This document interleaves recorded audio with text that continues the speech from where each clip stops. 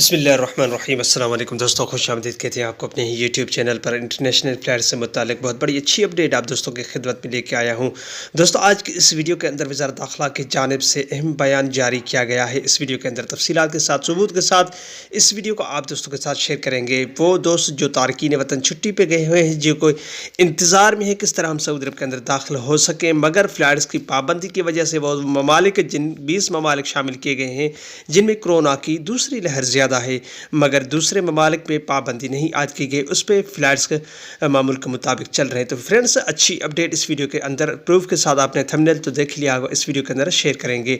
तो दोस्तों, वीडियो की जानिब बनने से पहले अगर आप हमारे चैनल पर नए मेहमान आए हैं तो चैनल को सब्सक्राइब करने के साथ साथ बेल के आइकन को लाजम प्रेस कीजिएगा। जो भी हम नया वीडियो बनाएंगे उसका नोटिफिकेशन आप दोस्तों तक तुरंत ही पहुँच जाएगा। दोस्तों, इस वीडियो को लाइक कीजिए और ज़्यादा से ज़्यादा अपने दोस्तों के साथ भी शेयर कीजिएगा कि ये इन्फॉर्मेशन आपके दोस्तों को भी हासिल हो सके।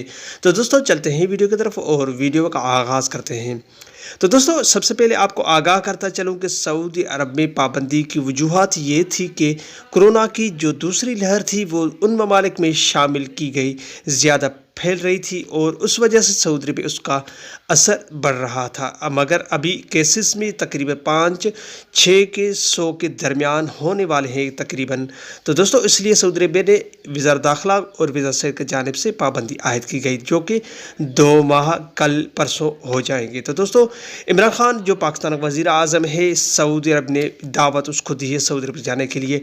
तो फ़्लाइट्स के पाबंदी के 15 अप्रैल के हवाले से जो मैं आपको आगाह प्रूफ देना चाहता था वो ये था कि 1-2 भाई थे जो सब्सक्राइबर थे, उसके अलावा जो सऊदी अरब के अंदर दाखिल हैं, जिनके जो रिश्तेदार हैं, जिनके कफ़ील हैं, वो उनके जो सिस्टम है वो वज़ारत दाखिला के अंडर में काम करते हैं। उन्होंने कहा है कि 15 अप्रैल के लिए उन्होंने आगाही की है कि फ़्लाइट्स हम बहाल कीजिएगा, मगर उनको तफसीलात से साथ उन्होंने वाज़ेह नहीं किया है कि फ़्लाइट्स 15 अप्रैल को बहाल होंगे कि नहीं।